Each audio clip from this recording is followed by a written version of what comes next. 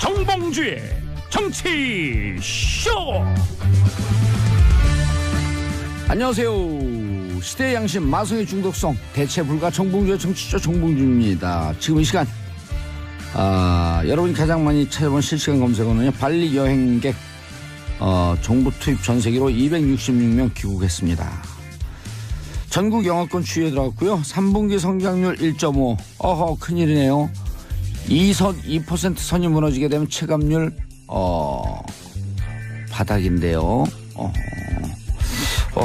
문재인 대통령 트럼프와 이틀 연속 통화. 북한 미사일 재진입 기술 핵탄두 소형화 불분명하다. 자, 이 중에 봉도사 뽑은 실시간 검색어는 3분기 성장률 1.5%입니다. 온 국민 손잡고 경제 성장률 매진. 자, SG 워너비와 브라운 아이드 걸스가 함께 부른 Must Have Love. 우리 사랑해. 정봉주의 정치쇼 1부 순서 들어가겠습니다. 1부 뉴스 브리핑 정상근 기자 자리하셨습니다. 네, 안녕하십니까. 미디어 오늘 정상근 기자입니다. 미디어 어제. 네, 오늘. 오늘? 네. 왜 오늘만 있을까? 네. 어제도 있었는데 어제는 안 왔죠?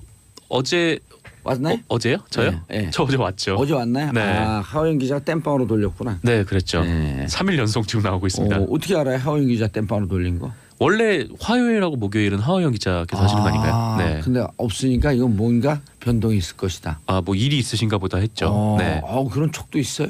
아니요, 그냥 안 나오던 날에 나오라고 하니까요. 네.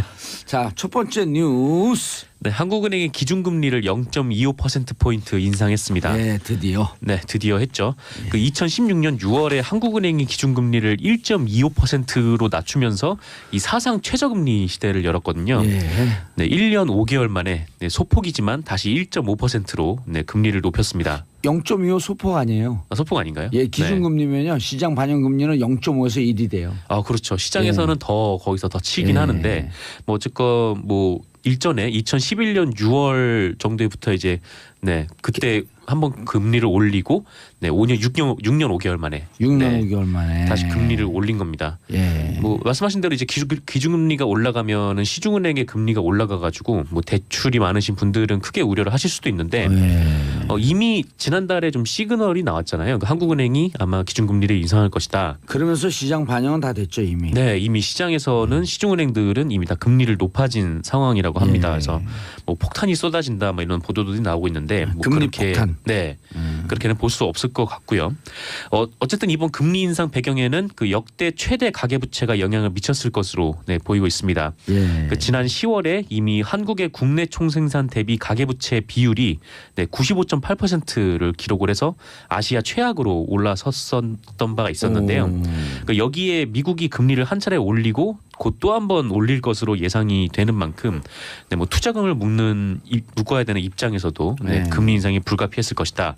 이런 분석도 있고, 그리고 요새 경제 성장률이 비교적 좋아서 시장에 충분히 돈이 돌고 있다, 이런 자신감도 있는 것 같습니다. 예, 우리가 처음에 아까 그 검색 실시간 검색어에서 3분기 성장률이 1.5인데 제가 최악이네요 이런 데 실수했거든요. 뭐냐면 저는 1년 성장률로 봤어요. 분기 성장률인데. 예, 분기 성장률은 지금 몇 개월 만이죠? 1년 만인가요?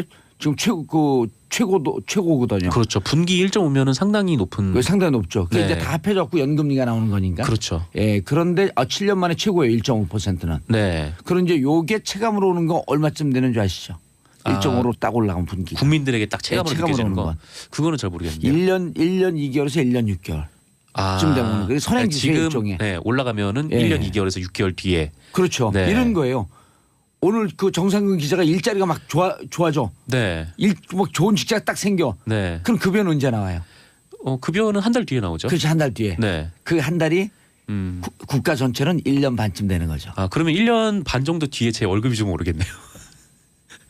안 웃겨요. 네, 다음 소식으로 넘어가겠습니다. 의분의 1패. 다음 소식 넘어갈까요? 넘어가세요. 네, 그 문재인 대통령과 트럼프 미국 대통령이 연 이틀 북한 미사일 발사 문제로 이와 관련해서 통화를 했습니다. 예. 그 두 정상은 30일 밤 10시부터 1시간 동안 통화를 했다고 하는데요. 언론은 이번 화성 15형 발사가 그 위험 수준에 이른 것.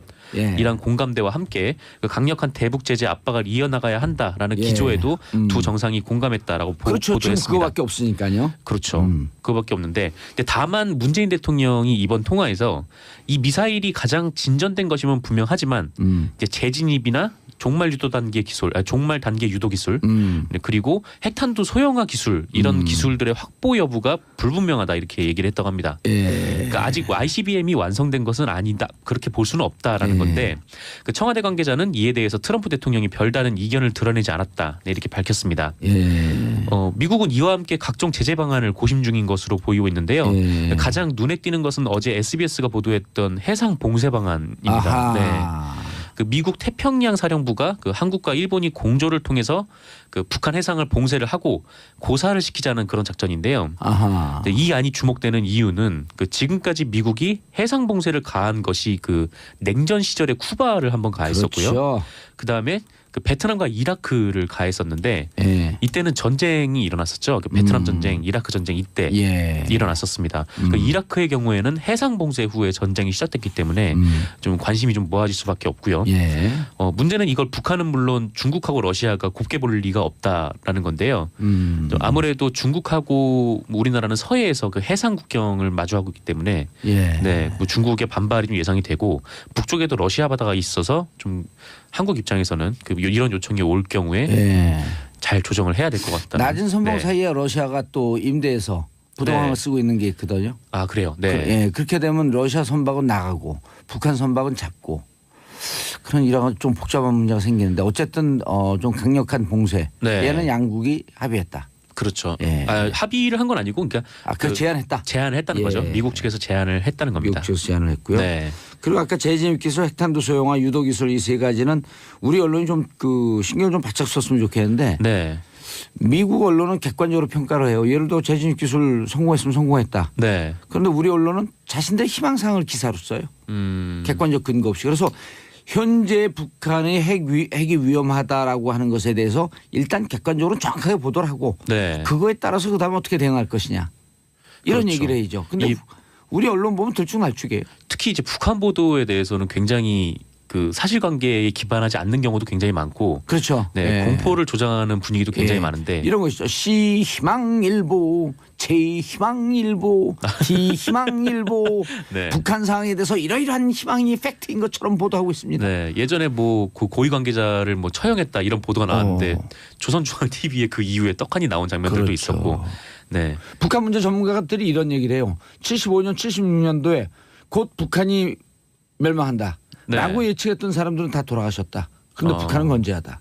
그렇죠. 아직까지 예. 뭐 있는 거긴 하니까요. 네. 그래서 그런 것을 좀 객관적으로 팩트를 잘 보도하고 그거에 따른 대응을 세우는 게 맞다. 네, 북한이 좀 취재가 잘 안 되기는 당연히 잘 안 되겠지만 미국 언론들은 취재가 되잖아요.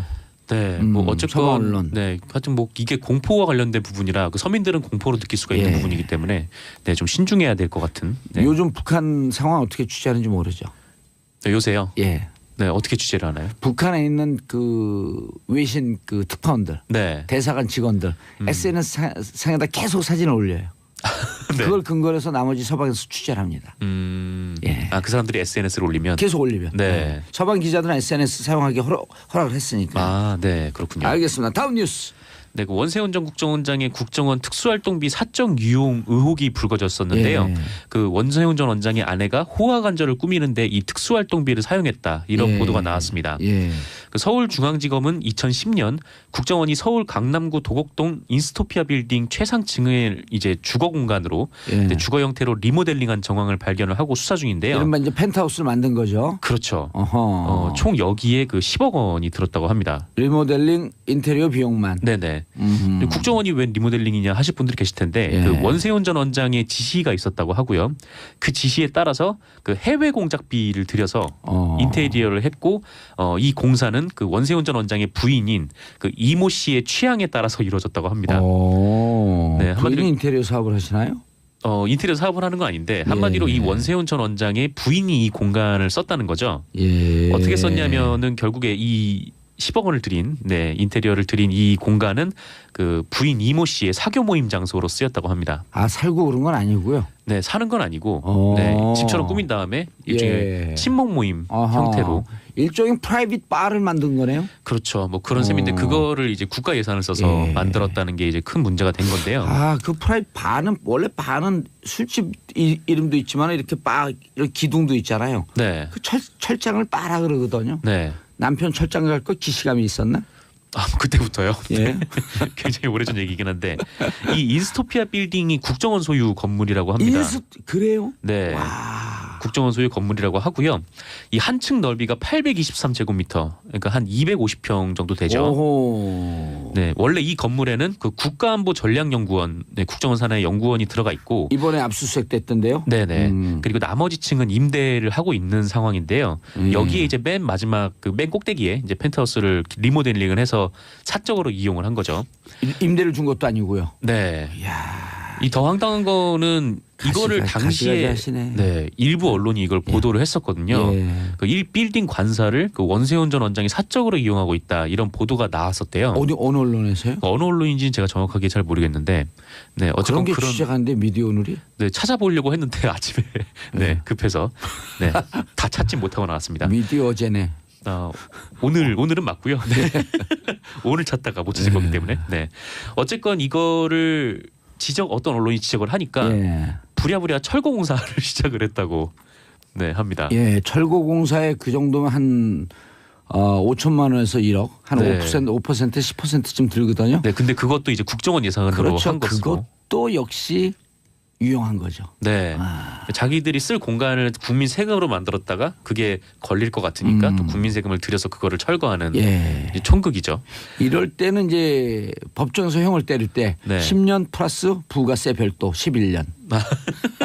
네, VAT. 네.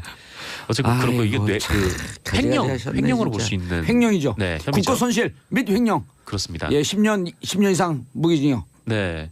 그 한편 그 TV조선에 따르면 그 원세훈 전 원장의 부인은 지난 8월에 그 원세훈 전 원장이 선거 개입 혐의로 그 징역 4년을 받고 바로 법정에서 구속이 된 적이 있었잖아요. 그때 구속이 되자 그 이명박 전 대통령을 찾아갔다고. 살려주세요. 그렇죠. 이제 가서 그 이명박 전 대통령한테 남편이 이렇게 들어갔으니까 좀 관심을 갖고 대책을 마련해 달라 이렇게 얘기를 했답니다. 근데 이 대책 마련 요구에 대해서 그 이명박 대통령은 아무 말도 안 하다가 그냥 이렇게 말씀하셨다고 하는데 아들이랑 함께 살면서 마음을 굳건히 가지시라. 네. 근데 뭐 들어가도 어쩔 수 없다라는 뉘앙스로밖에 읽힐 수 없을 것 같아요. 그때 법정에서 4년형을 받을 때요. 기자들이 취재를 했더니 부인이 손을 부들부들 떨면서 분노에 떨었다. 그래서 제가 한 방송 우리 여기 SBS 정치쇼에서 얘기한 것 같은데 곧 원세훈 전 원장은 다 불 것이다. 왜? 징역은 혼자 사는 게 아니라 가족이 함께 사는 것이다. 네, 그렇죠. 특히 이 그 원세훈 전 원장의 부인이 예전부터 굉장히 유명하신 분이었다고 해요. 네. 국정원 부원장으로까지 불렸다고. 한 성격 하시는 분이니까요. 네. 그래서 뭐 그날 이제 법정 앞에서도 이게 뭐 원세훈 원장 혼자 한 거냐 막 이렇게 소리를 지르면서. 그 정상근 기자가 취재한 거예요, 그게? 아니요, 이제 그때 보도에 많이 나왔어요. 네. 좀 직접 취재한 건 거의 없으신가 봐. 미디어 쪽 관련해서 물어봐 주십시오. 어쨌건 그렇고요. 네. 어쨌건 지금 원세훈 전 원장의 부인은 이명박 전 대통령을 이렇게 만난 이후에 그 이명박 전 대통령이 위로조차 하지 않더라 이렇게 주변에 하소연을 하고 다니셨다고 합니다. TV조선 보도예요? 네, TV조선 보도입니다. TV조선에 쌈을 부추기네 양쪽에. 그러게요. 예, 모처럼 역할하고 있는 것 같아요. 네. 그러면은 곧 원세훈 원장 입에서 술 풀리듯이 술 얘기가 나올 수도 있죠. 네, 일단 뭐 가족분들이 굉장히 좀 분노를 한 것 같으니까. 알겠습니다. 지하철 9호선 파업. 네, 그 지하철 9호선 파업이 어제부터 돌입을 했습니다. 이것도 또 뭐 MB와 연관되어 있다. 기승전 MB. 이게 그 지하철 9호선 같은 경우에는 그 다른 1호선에서 8호선은 일종의 이제 세금으로 지어졌는데 이제 공공 서비스를 위한 거니까. 근데 이게 BTL 민자가 들어온 네, 거죠. 민자가 예. 들어왔어요. 그래서 이거 운영을 처음에는 맥커리에서 했었어요. 네. 예. 호주의 그 투자 회사죠. 네. 예. 거기서 담당을 하다가 이시영 아들이 그 아들 이시영이 맥커리에서 근무하지 않았었나요? 네, 맥커리에서도 근무했고 예, 맥커리 한국 지사장. 네, 어디 타이어 회사 한국 타이어인가 예, 한국 네, 타이어. 거기서도 사돈. 근무를 했었고 예. 네. 지금은 이제 다스에서 조보면 회장. 예. 네, 그렇게 근무를 하는데 어. 어쨌건 이 9호선이 민자로 지어져 가지고 예. 이게 서울 강서 지역부터 강남까지 연결되는 노선인데 음. 굉장히 사람이 많거든요. 그래서 거의 뭐 염창이나 가양역에서는 출퇴근길에 한 번에 지하철에 올라타지도 못할 정도로 야. 사람이 많아요. 예. 근데 문제는 배차 간격이 길고 네, 차량이 작아요. 그러니까 내량밖에 안 돼요. 네, 그렇기 때문에 이게 민자니까 최소한의 비용을 들여서 최대한의 그 인력을 수송을 해야 되니까. 근데 그 빨대를 대고 힘있게 쫙쫙 빨아먹고 있는 중이었네. 그렇죠. 예. 이 또 최소한의 비용을 하려면 가장 많이 하는 거는 노동자들에 대한 비용을 아끼는 거잖아요.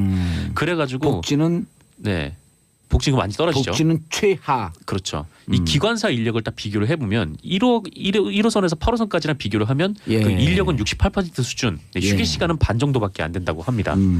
어쨌건 게다가 또 그 역무원들 같은 경우에는 이 9호선은 혼자 일하는 역도 있다고 해요. 예. 네, 지금 뭐 그런 상황입니다. 혼자 일하는 데가 있어요? 그 네. 안전사고 나면 또 그 책임지라 그럴 거 아니에요. 만약에 이제 안전사고 나지 말아야 되지만. 그렇죠. 요새 뭐 테러 위협 막 이런 게 문제인데 오호. 테러 위협은 고사를 하고 예. 뭐 혼자 밥 먹으러 갈 시간도 없는 거예요. 어머머머. 네, 어쨌건 그런 문제들이 있다고 하고요. 어떻게 MB의 흔적이 곳곳에 남아 있을까 이렇게. 그러게요. 아무래도 이 공공 서비스 같은 관련 부분들을 이제 민자로 지어버리면 예. 뭐 민간 기업 입장에서야 수익을 내야 되니까요. 맞아요. 근데 또 뭐 수익을 내든 안 내든 계속 또 세금은 또 민간 기업을 보조를 하고 있는 상황이거든요. 네. 그러니까 지금- 국민 돈 들여서 국가 세금으로 네. 민자 기업 매겨 살리고 그렇죠. 그런데 노동자들 복지는 최하고. 그거를 이용하는 고객들은 굉장히 어려운 상황에 놓여 있는 거고요. 알겠습니다. 네. 인사하시고요. 네, 감사했습니다. 예, 와일드쇼 12월 15일 금요일 오후 2시 송년 특집 와일드쇼 합니다. 목동 SBS 1층 락 스튜디오고요. 15일 금요일 오후 2시입니다. 제가 진행하고 주진우 기자, 김용민, 안민석 더불어민주당 의원, 정봉조 친구들. 아하, 이 사람들하고 내가 친구야. 방청 신청은 문자로 샵 1035, 짧은 건 50원, 긴 건 100원. 자, 간단한 신청 이유와 함께 문자 보내주시면 당첨된 분들에게 개별 연락드리겠습니다. 정상근 기자님 수고하셨고요. 예, 저는 광고 듣고 2부 여의도 UFC로 돌아옵니다. 채널 고정하소서.